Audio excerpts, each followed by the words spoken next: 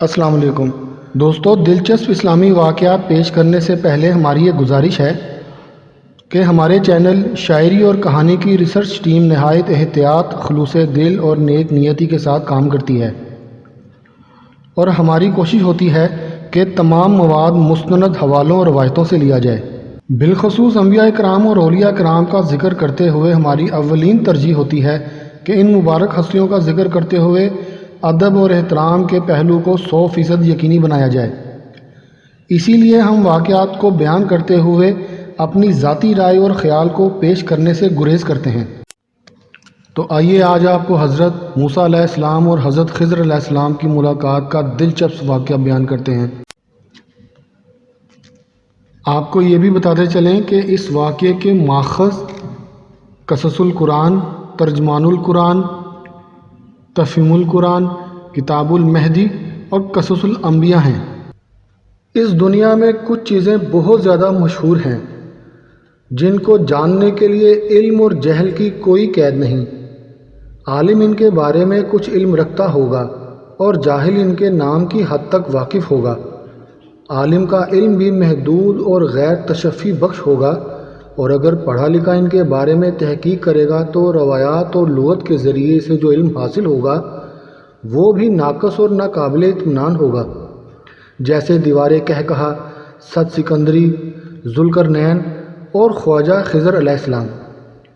ان میں سے بعض کا ذکر اجمالاً قرآن پاک میں بھی آیا ہے، اور ان کی تفصیل کے لیے انسانوں کو بڑی چھان بین کرنی پڑی۔ خضر علیہ السلام کون تھے، ان کا اصل نام کیا تھا، کوئی وثوق سے نہیں جانتا۔ کچھ نے بلیہ بن ملکان یا ایلیہ بن ملکان بتایا ہے، اور بعض نے خضرون بتایا ہے، لیکن خضر نام سے کوئی بھی متفق نہیں ہے۔ حضرت موسیٰ سے پہلے ان سے کوئی بھی واقف نہیں تھا، اور ایک عجیب و غریب واقعے کی وجہ سے ہم خضر علیہ السلام سے واقف ہو گئے۔ یہ واقعہ بشریت اور علمیت کے زوم کی وجہ سے حضرت موسیٰ علیہ السلام کے ساتھ پیش آیا۔ کچھ ہوا یوں کہ توریت کی الواح اتنی زیادہ تھیں کہ ان کا بوجھ 40 اونٹ اٹھاتے تھے، اور ان سب کا علم حضرت موسیٰ کو زبانی یاد تھا۔ حضرت موسیٰ کی قوم میں ایک بھی شخص ایسا موجود نہیں تھا جو یہ کہہ سکے کہ ان الواح پر مرقوم علم اس کے سینے میں محفوظ ہے۔ حضرت موسیٰ کو بشریت کی وجہ سے اس کا احساس ہوا کہ وہ اپنے عہد کے واحد شخص ہیں جن کے سینے میں ان الواح کا علم محفوظ ہے، اور وہ جہاں اور جب چاہیں اس کا اظہار کر سکتے ہیں۔ مصر سے اپنی قوم کو بحفاظت نکال کر لانے کے بعد وہ وادی مدین میں داخل ہوئے، اور 40 سال تک صحرائے سینائی میں ادھر ادھر اپنی قوم کے ساتھ پھرتے رہے۔ یہیں کوہ طور واقع ہے، اور یہیں پر من و سلویٰ نازل ہوا۔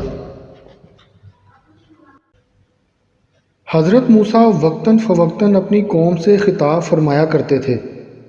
اسی دوران خطابت میں ایک دن حضرت موسیٰ نے اپنی قوم سے فرمایا، یہ جو کچھ میں تمہیں بتاتا ہوں اس کا علم مجھ سے زیادہ کوئی نہیں رکھتا، گویا میں دنیا کا سب سے بڑا عالم ہوں۔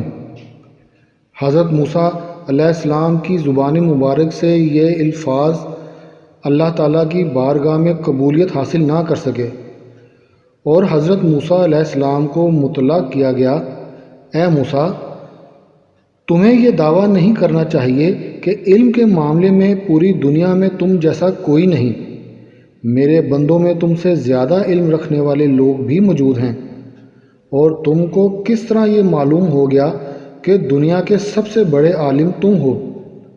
حضرت موسیٰ علیہ السلام نے بڑی عاجزی سے عرض کیا، یا اللہ، مجھے تیری عطا کردہ 40 اونٹوں پر لادی جانے والی وزنی الواح کا علم ازبر ہے، جبکہ میں نے ایک بھی ایسا آدمی نہیں دیکھا جس کو ان مقدس الواح کا علم ازبر ہو، یعنی یاد ہو۔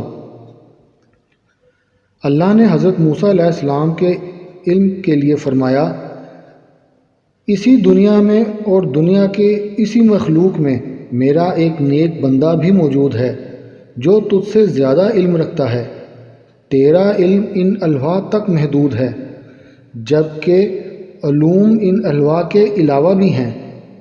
تجھے تشریعی علم حاصل ہے مگر تکوینی علوم کا تجھے ذرا بھی علم حاصل نہیں۔ ان علوم سے میرا مذکورہ بندہ واقف ہے۔ حضرت موسیٰ علیہ السلام کو اس انکشاف نے ورطۂ حیرت میں ڈال دیا۔ اے اللہ، میں اس شخص سے ملنا چاہتا ہوں، اس سے کہاں ملاقات ہوگی؟ جواب دیا گیا، اس شخص سے تیری ملاقات مجموع البحرین پر ہوگی، یعنی اس جگہ جہاں دو سمندر ملتے ہیں۔ حضرت موسیٰ علیہ السلام نے مزید نشانیاں چاہیں کہ وہ شخص کیا کرتا ہے۔ جواب ملا، بھولے بھٹکوں کو راستہ دکھاتا ہے۔ میری طرف سے اس کو یہ معجزہ بھی دیا گیا ہے کہ وہ زندوں کو مردہ اور مردے کو زندہ کر دے۔ حضرت موسیٰ علیہ السلام کی اب بھی تسلی نہ ہوئی۔ اے اللہ، اگر میں تیری بتائی ہوئی جگہ پر پہنچ بھی جاؤں تو مجھے کس طرح معلوم ہوگا کہ یہ وہی جگہ ہے جہاں مجھ کو رک کر اس سالے مرد کو تلاش کرنا ہے؟ اللہ نے مطلع کیا کہ تو اپنے ساتھ زاد راہ میں ایک مچھلی بھی رکھ لے اور منزل مقصود تک پہنچنے سے پہلے اس مچھلی پر نظریں رکھ، اور پھر جہاں یہ مچھلی گم ہو جائے تو یہ سمجھ لے کہ میرا وہ نیک بندہ وہیں کہیں موجود ہے۔ دوستو، حافظ ابن کثیر اپنی کتاب قصص الانبیاء میں حضرت ابی بن کعب کی روایت سے بیان کرتے ہیں کہ رسول اللہ صلی اللہ علیہ وسلم کو میں نے فرماتے ہوئے سنا کہ موسیٰ علیہ السلام بنی اسرائیل کے درمیان خطبہ دینے کے لیے کھڑے ہوئے تو ان سے پوچھا گیا کہ لوگوں میں سب سے زیادہ علم والے کون ہیں؟ حضرت موسیٰ علیہ السلام نے فرمایا، میں۔ تو اس پر اللہ تعالیٰ خفا ہو گئے کہ علم کی نسبت میری طرف کیوں نہ کی؟ تو اللہ نے حضرت موسیٰ علیہ السلام پر عتاب کیا اور فرمایا، خضر علیہ السلام تم سے زیادہ علم والے ہیں۔ تو موسیٰ علیہ السلام نے اللہ سے پوچھا کہ اے میرے پروردگار، مجھے اس تک پہنچنے کا کیا طریقہ اور راستہ ہوگا؟ فرمانے باری آیا کہ اپنے ساتھ مچھلی لے لو اور اس کو تھیلے میں رکھ لو، پس جہاں وہ مچھلی گم ہو جائے وہیں اس کا پتہ ہے۔ حضرت موسیٰ علیہ السلام کی قوم کو ان باتوں کا کچھ علم نہ تھا۔ حضرت موسیٰ علیہ السلام نے اپنی قوم میں سے ایک جوان کو ساتھ لے جانے کے لیے الگ کیا۔ ان کا نام یشوع بن نون تھا اور اس شخص کی عمر اس وقت 30 سال تھی۔ حضرت موسیٰ علیہ السلام نے کھانے پینے کا سامان ساتھ لیا، اس میں ایک مچھلی بھی رکھ لی اور مجموع البحرین کی تلاش میں نکل کھڑے ہوئے۔ یہ کون سی جگہ تھی، کہاں تھی، مدتوں سے یہ بحث جاری ہے اور کسی نے بھی اس کا کوئی حتمی جواب نہیں دیا، لیکن جس جگہ کا یہ واقعہ ہے، یعنی حضرت موسیٰ علیہ السلام اپنی قوم کے ساتھ جہاں ٹھہرے ہوئے تھے، اس کے مغرب میں بحیرہ روم ہے اور مشرق میں بحیرہ احمر۔ ان دونوں کے درمیان خشکی کی تقریباً 150 میل کی پٹی تھی۔ حضرت موسیٰ علیہ السلام یشوع بن نون کے ساتھ مجموع البحرین کی طرف روانہ ہو گئے۔ یشوع بن نون کو مچھلی کے راز کا کچھ علم نہ تھا۔ وہ سوچ بھی نہیں سکتے تھے کہ جس مچھلی کو وہ کھانے کے لیے اپنے ساتھ لے گئے ہیں وہاں یہ مچھلی رہبری یا رہنمائی کا فرض ادا کرے گی۔ دونوں چلتے رہے اور چلتے چلتے سمندر کے قریب پہنچ گئے۔ ان دونوں کو سمندروں کے مقام اتصال کا کچھ علم نہ تھا۔ حضرت موسیٰ علیہ السلام نے یشوع بن نون سے کہا، دیکھو، مچھلی کا خاص خیال رکھنا کیونکہ اس کی رہنمائی میں ہم منزل مقصود تک پہنچ سکیں گے۔ یشوع بن نون نے مچھلی کی نگرانی کو نہایت معمولی سمجھا اور کہا، یہ کوئی بڑا کام نہیں، آپ بے فکر رہیں۔ مچھلی کو ایک زنبیل میں رکھا گیا۔ راستے میں یشوع بن نون نے دریافت کیا، حضرت آپ کا کیا خیال ہے، ہم کب تک منزل مقصود تک پہنچ جائیں گے؟ حضرت موسیٰ علیہ السلام نے جواب دیا، اے یشوع، ہمارا یہ سفر برسوں تک جاری رہ سکتا ہے۔ مجھے دونوں سمندروں کے مقام اتصال تک پہنچنا ہے۔ دونوں سفر کرتے رہے، چلتے چلتے ایک چٹان کے قریب رک گئے۔ یہاں دونوں نے غسل کیا اور اللہ سے رجوع ہونے کے بعد کچھ دیر سو لینے کا ارادہ کیا۔ ایک جگہ یہ بھی بیان کیا گیا ہے کہ ان دونوں نے غسل کی بجائے وضو کیا تھا اور پانی کے چند قطرے بھونی ہوئی مچھلی پر گر گئے تھے۔ یہ پانی آب حیات تھا۔ حضرت موسیٰ علیہ السلام اور یشوع بن نون ایک پتھر پر سر رکھ کر سو گئے۔ اسی دوران یشوع بن نون کی آنکھ کھل گئی یا انہیں بیدار کیا گیا۔ ان کا علم صرف خدا کو ہی ہوگا، لیکن یشوع بن نون نے دیکھا کہ زنبیل سے مچھلی پھڑکتی ہوئی باہر نکلی اور پانی میں داخل ہو گئی۔ یشوع بن نون کو بڑی حیرت ہوئی کہ یہ مچھلی پانی کے جس حصے پر سفر کر رہی تھی وہاں کا پانی برف کی طرح جمتا جا رہا تھا۔ ایسا لگتا تھا جیسے سمندر میں ایک پگڈنڈی نمودار ہو گئی ہو۔ اس اہم واقعے کا ذکر وہ حضرت موسیٰ علیہ السلام سے کرنا بھول گئے۔ بیدار ہوتے ہی یہ دونوں آگے روانہ ہو گئے۔ پورے ایک دن اور ایک رات دونوں کا سفر جاری رہا۔ دوسرے دن حضرت موسیٰ علیہ السلام کو تھکان محسوس ہوئی۔ ایک جگہ قیام کیا اور حضرت موسیٰ علیہ السلام نے یشوع بن نون سے کہا، مجھے تھکان محسوس ہو رہی ہے اور بھوک بھی لگ رہی ہے، اس لیے زنبیل سے وہ مچھلی نکالو۔ مچھلی کا ذکر آتے ہی یشوع بن نون نے حضرت موسیٰ علیہ السلام سے کہا، حضرت میں نے جس مسئلے کو کوئی اہمیت نہ دی تھی اور معمولی سمجھ لیا تھا، اور آج اسی نے مجھے پریشانی میں مبتلا کر دیا گیا ہے۔ حضرت موسیٰ علیہ السلام نے دریافت کیا، بات کھل کر اور بتا اصل معاملہ کیا ہے۔ یشوع بن نون نے کہا، آپ نے مچھلی کے بارے میں ہدایت کی تھی کہ اس کا خاص خیال رکھا جائے، کیونکہ اسی کی رہنمائی سے ہم منزل مقصود تک پہنچیں گے۔ وہ مچھلی تو اس چٹان کے پاس جہاں ہم کچھ دیر کے لیے سو گئے تھے پھڑکتی ہوئی پانی میں چلی گئی۔ حیرت کی بات یہ تھی کہ اس نے پانی کے جس راستے پر سفر کیا وہاں برف کی پگڈنڈی بنتی چلی گئی اور مچھلی نظروں سے غائب ہو گئی۔ اب حضرت موسیٰ علیہ السلام کو احساس ہوا کہ انہیں چلتے چلتے تھکان کیوں محسوس ہوئی اور مچھلی کا کیوں خیال آیا۔ یہ اللہ کی طرف سے اشارہ تھا کہ وہ اپنی منزل مقصود سے بہت دور آ چکے ہیں، اور یشوع بن نون کے لیے اس میں یہ سبق موجود تھا کہ انہوں نے جسے معمولی بات سمجھا وہ ان دونوں کے لیے ایک بہت بڑا مسئلہ بن گئی تھی۔ دونوں باتیں کرتے ہوئے پتھر کی چٹان کی طرف واپس روانہ ہو گئے۔ وہ اپنے قدموں کے نشانوں پر سفر کر رہے تھے۔ آخر دور سے ایک چٹان نظر آئی اور دونوں چٹان کے قریب پہنچ کر پانی کی طرف دیکھنے لگے۔ سمندر کی سطح پر برفیلی پگڈنڈی اس وقت بھی موجود تھی، اور وہ مچھلی اس پگڈنڈی پر کبھی تو نمودار ہو جاتی تھی اور کبھی غائب ہو جاتی تھی۔ حضرت موسیٰ علیہ السلام نے یشوع سے کہا، ادھر ادھر دیکھو، مطلوبہ شخص کو یہی ہونا چاہیے۔ اچانک ان کی نظر ایک ایسے شخص پر پڑی جو نہایت صاف ستھرے سبز لباس میں ملبوس تھا۔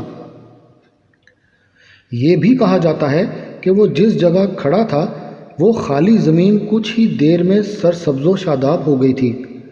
حضرت موسیٰ علیہ السلام نے اپنا تعارف کروایا، حضرت میں موسیٰ ہوں، یہ خضر تھے۔ خضر علیہ السلام نے کہا، تو تم بنی اسرائیل والے موسیٰ ہو؟ حضرت موسیٰ علیہ السلام نے کہا، بے شک میں وہی ہوں، اور اس وقت آپ کے پاس وہ علم حاصل کرنے آیا ہوں جس سے میں محروم ہوں، لیکن اللہ نے آپ کو اس علم سے نواز رکھا ہے۔ خضر علیہ السلام نے جواب دیا، علم تو آپ کو بھی حاصل ہے، اور وہ علم بہت سی الواح پر لکھا ہوا موجود ہے جنہیں ادھر سے ادھر لے جانے کے لیے 40 اونٹ درکار ہوتے ہیں، اور آپ اس علم پر اتنے نازا ہیں کہ خود کو دنیا کا سب سے بڑا عالم سمجھتے ہیں۔ حضرت موسیٰ علیہ السلام نے دریافت کیا، مجھے جو تشریعی علم حاصل ہے کیا اس کے علاوہ بھی کوئی علم ہے؟ اگر ہے تو میں اسے حاصل کرنا چاہتا ہوں۔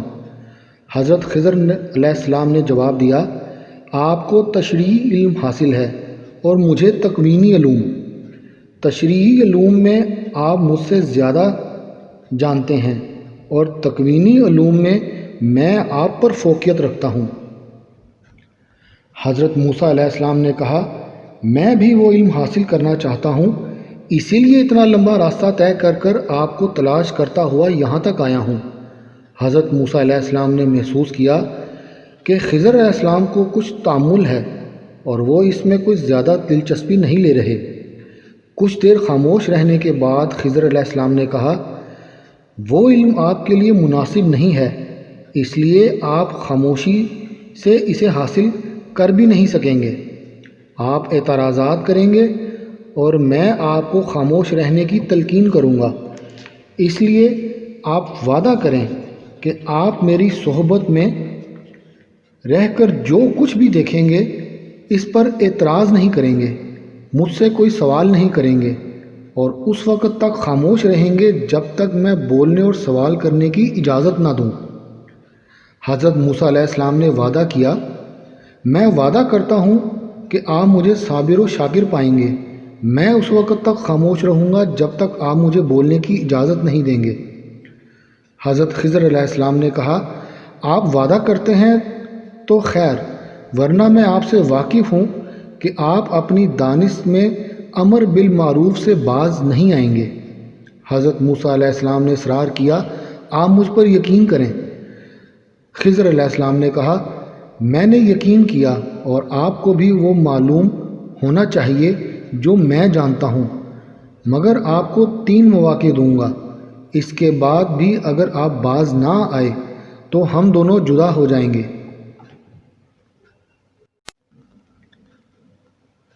موسیٰ علیہ السلام کو یہ جستجو تھی کہ آخر یہ کیسا علم ہے جس پر خضر علیہ السلام بضد ہیں کہ میں برداشت نہیں کر سکوں گا اور میرے ہاتھ سے صبر کا دامن چھوٹ جائے گا۔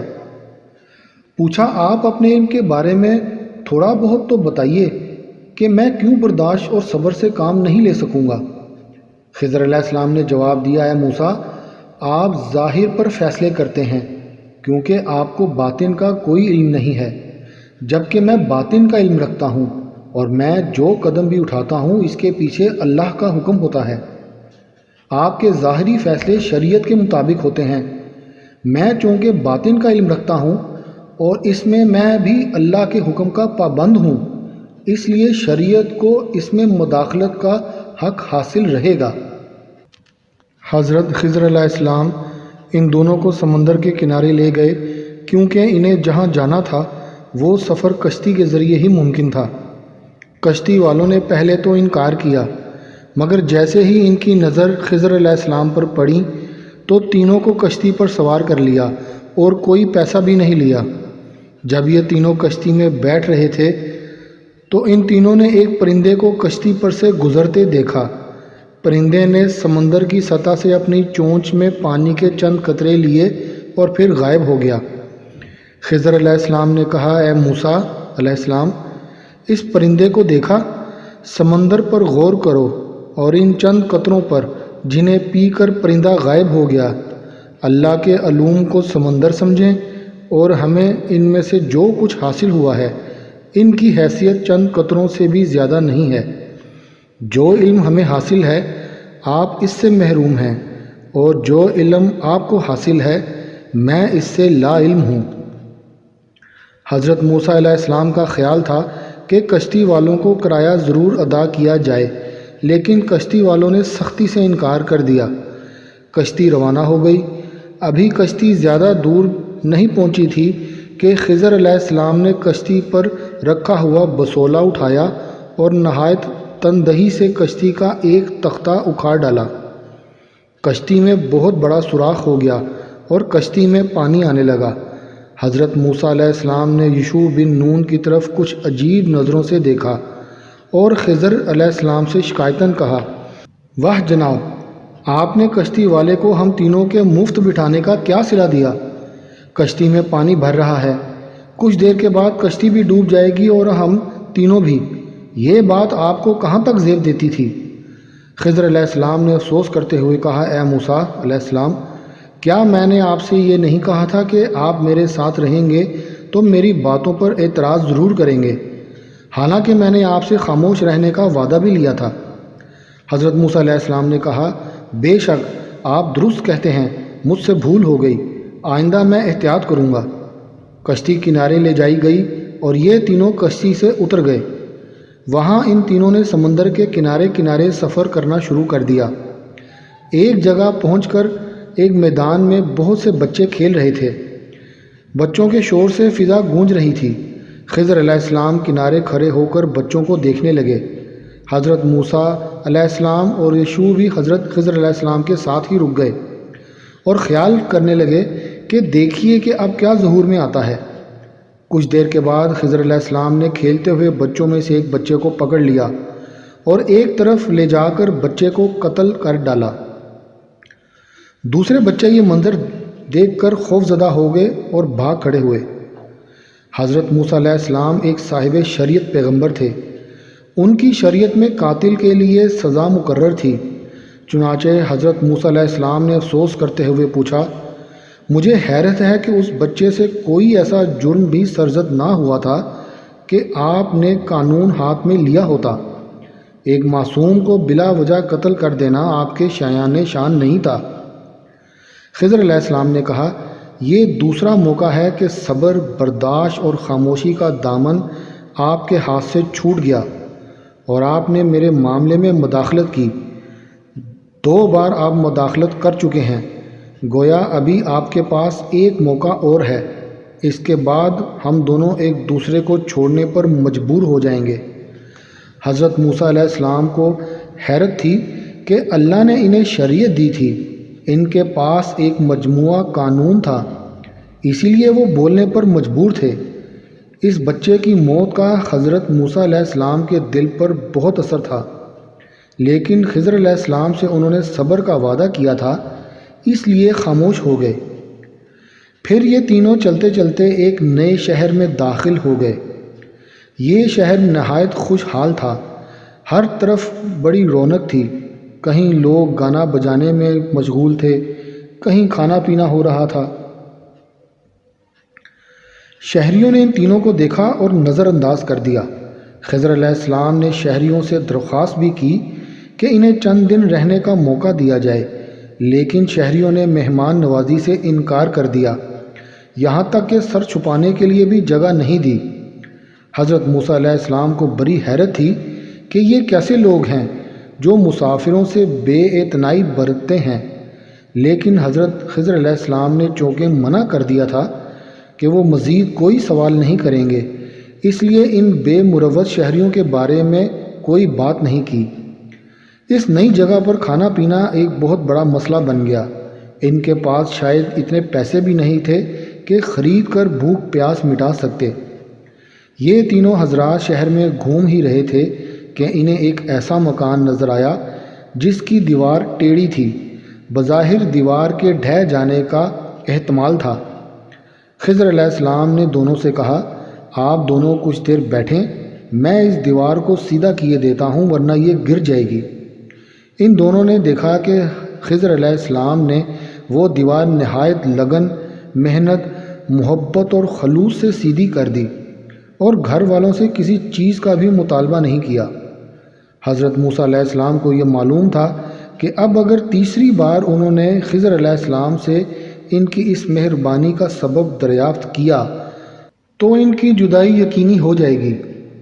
حضرت موسیٰ علیہ السلام یہ بھی سمجھ رہے تھے کہ خضر علیہ السلام کو جو تکوینی علم حاصل ہے اس سے حضرت موسیٰ علیہ السلام اور ان کی قوم کو کوئی فائدہ نہیں پہنچ سکتا۔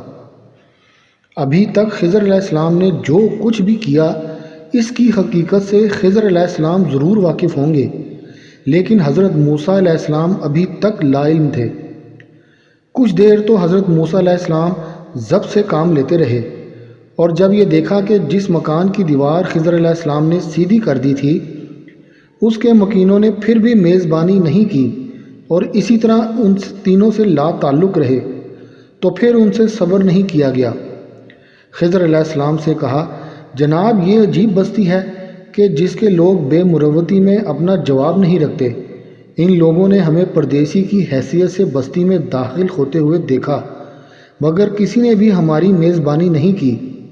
کسی نے گھڑی تو گھڑی سر چھپانے اور پیر ٹکانے کے لیے اپنی چھت تک پیش نہیں کی، بیٹھنے کے لیے اپنا صحن بھی نہیں دیا۔ اب جب کہ آپ نے ان کی گرتی ہوئی دیوار سیدھی کر دی، کسی نے بھی نہ تو کچھ کھانے کو پوچھا اور نہ اپنے طور پر کوئی اجرت دی۔ آپ کو ان پر یہ احسان نہیں کرنا چاہیے تھا۔ خضر علیہ السلام نے کہا، اے موسیٰ علیہ السلام، ہمارا معاہدہ ختم ہوا، وقت جدائی آ گیا ہے۔ آپ مزدوری کی بات کرتے ہیں جبکہ میں ہر کام اللہ کے حکم سے کرتا ہوں۔ آپ کی مجبوری یہ ہے کہ آپ شریعت کے پابند ہیں، اور جہاں کہیں ظلم اور زیادتی نظر آتی ہے آپ بے چین ہو جاتے ہیں، اور سزا اور جزا کا خیال آپ کو ستانے لگتا ہے۔ حضرت موسیٰ علیہ السلام نے کہا، بے شک میں دوسروں کو نیکی کا حکم دیتا ہوں اور برائی سے روکتا ہوں۔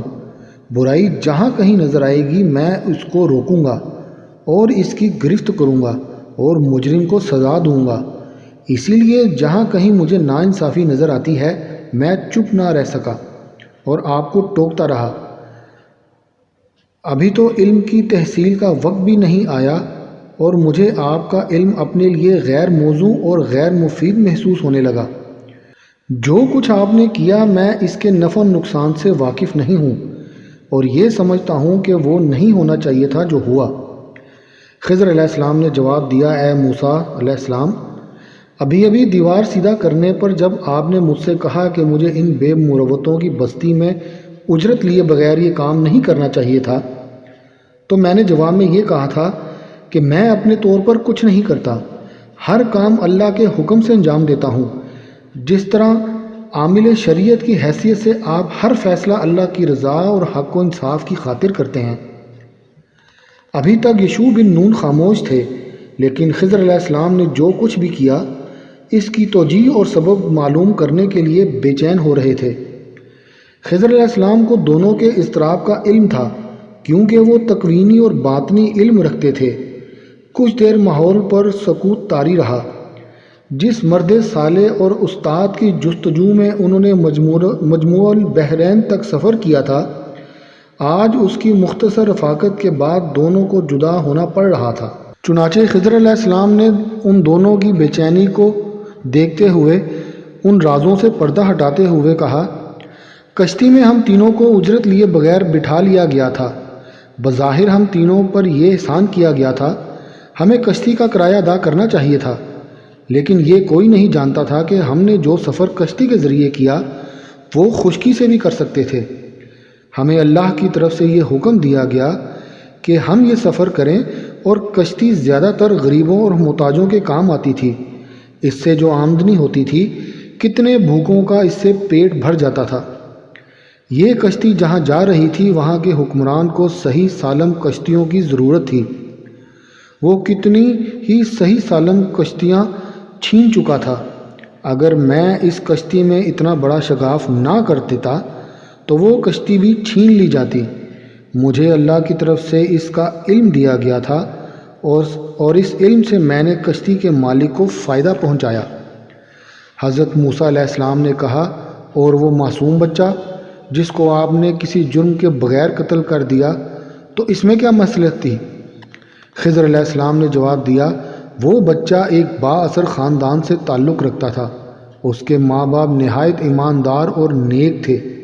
یہ بچہ بڑے ہو کر کفر اختیار کرتا، ظالم اور سخت گیر ہو جاتا، یہاں تک کہ جوان ہونے کے بعد یہ اپنے والدین پر بھی ظلم کرتا۔ میں نے اسے قتل کر دیا اور اس سے پہنچنے والے نقصانات کے دروازے ہی بند کر دیے۔ اب اللہ ان صاحب ایمان والدین کو ایک اور بیٹا عطا فرمائے گا۔ یہ بیٹا اپنے والدین کی طرح نیک اور شفیق ہوگا، مخلوق کو اس سے فائدہ پہنچے گا۔ حضرت موسیٰ علیہ السلام خضر علیہ السلام کے اس جواب سے مطمئن نہ ہوئے اور کہا، ہماری شریعت میں کسی ایسے مجرم کو سزا نہیں دی جا سکتی جس نے کوئی جرم ہی نہ کیا ہو۔ جرم سے پہلے سزا کا تصور کہیں بھی نہیں ملے گا۔ خضر علیہ السلام نے جواب دیا، اے موسیٰ علیہ السلام، کیا میں نے آپ کو ابھی یہ نہیں بتایا تھا کہ میں اللہ کے حکم کا تابع ہوں؟ وہاں سے مجھے بچے کے قتل کرنے کا حکم ملا، میں نے اسے قتل کر ڈالا۔ حضرت موسیٰ علیہ السلام نے دریافت کیا، اور یہ جو بے مروتوں کی بستی میں بغیر اجرت لیے دیوار سیدھی کر دی تو اس میں کیا راز تھا؟ خضر علیہ السلام نے جواب دیا، حقیقتاً یہ مکان 2 یتیم بیٹوں کا تھا، ان کے بزرگ انہیں پال رہے ہیں۔ اس دیوار کے نیچے دونوں کے مرحوم ماں باپ نے خزانہ گاڑ دیا تھا جس کا دونوں یتیموں کے ولی کو علم نہیں تھا۔ اب اگر یہ دیوار گر جاتی تو چھپا ہوا خزانہ سب کے سامنے آ جاتا اور خزانہ بددیانت ولی کے پاس چلا جاتا۔ میں نے دیوار سیدھی کر دی اور دونوں یتیموں کے خزانے کو محفوظ کر دیا۔ حضرت موسیٰ علیہ السلام کو ان جوابات سے کسی قدر مایوسی ہوئی اور انہوں نے یہ فیصلہ کیا کہ اس علم سے کوئی فائدہ نہیں پہنچے گا۔ انہیں تو ایسا علم درکار تھا جس سے انسانوں کو فائدہ پہنچایا جائے اور انسانی معاشرت میں عدل و انصاف قائم کیا جائے، اور یہ علم انہیں حاصل تھا۔ خضر علیہ السلام نے جدا ہوتے وقت کہا، میری تھوڑی سی رفاقت میں آپ کو یہ اندازہ تو ہو گیا ہوگا کہ دنیا کے سب سے بڑے عالم آپ ہی نہیں ہیں، آئندہ آپ اس پر فخر نہیں کریں گے۔ حضرت موسیٰ علیہ السلام نے کہا، جناب، بعض حقائق کو آپ کے لیے بے نقاب کر دیا گیا ہے۔ اگر عالم ہست و نابود کے تمام حقائق سے اسی طرح پردہ اٹھا دیا جائے تو اس عالم کے تمام احکامات ہی بدل جائیں گے اور عمل کی آزمائش کا یہ سارا کارخانہ درہم برہم ہو جائے گا۔ دنیا اعمال کی آزمائش گاہ ہے، اسی لیے تکوینی حقائق پر پردہ پڑا رہنا ضروری ہے تاکہ حق و باطل کی پہچان کے لیے جو ترازو قدرت الہی نے مقرر کر دیا ہے وہ برابر اپنا کام انجام دیتا رہے۔ میں تشریعی علوم و احکام کی تبلیغ کا منصب دار ہوں۔ میں آپ کے تکوینی اثرات کے مظاہرے برداشت نہیں کر سکا اور آپ سے جو کام شریعت کے خلاف سرزد ہوئے وہ میرے لیے ناقابل برداشت ہو گئے۔ میں امر بالمعروف اور نہی عن المنکر کا فرض انجام دیتا رہا ہوں اور دیتا رہوں گا، اسی لیے ہم دونوں میں جدائی ہو رہی ہے۔ بعد میں خضر علیہ السلام کے بارے میں بہت سی باتیں مشہور ہوئیں۔ بعض نے انہیں مرد صالح کہا، بعض نے انہیں رسول قرار دیا اور کچھ نے نبی کہا، لیکن حقیقتاً وہ نبی تھے۔ کہتے ہیں کہ وہ ہمیشہ زندہ رہیں گے اور لوگوں کی رہنمائی کرتے رہیں گے، لیکن قرآن سے یہ باتیں ثابت نہیں ہوتیں۔ قرآن میں واضح طور پر بتا دیا گیا ہے کہ اللہ تعالیٰ نے کسی بھی انسان کو حیات ابدی عطا نہیں کی ہے۔ سورہ انبیاء میں کہا گیا، اور اے محمد صلی اللہ علیہ وسلم، ہم نے آپ سے پہلے بھی کسی بشر کو حیات ابدی عطا نہیں کی۔ خضر علیہ السلام کے بارے میں جو کچھ بھی اردو اور فارسی شاعری میں کہا گیا ہے اس کا تعلق اسرائیلیات سے ہے۔ دائمی زندگی، گمراہوں کی رہنمائی، ان کا حقائق اور واقعات سے کوئی تعلق نہیں۔ یہ بھی کہا جاتا ہے کہ سکندر اور خضر علیہ السلام آب حیات کی تلاش میں نکلے تھے۔ خضر علیہ السلام چشمہ آب حیات تک پہنچنے میں کامیاب ہو گئے، اس کا پانی پی کر حیات دائمی حاصل کر لی اور اپنے ساتھی سکندر کو آب حیات سے محروم رکھا۔ لیکن دوستو، خضر علیہ السلام کے لیے قرآن نے جو کچھ بھی بتایا وہ یہ ہے کہ وہ حضرت موسیٰ علیہ السلام کے ہم عصر نبی تھے جنہیں باطنی اور تکوینی علم حاصل تھا، اور جس طرح ہر ذی روح کو موت کا مزہ چکھنا ہے، خضر علیہ السلام بھی موت کا مزہ چکھ کر رخصت ہو گئے ہیں۔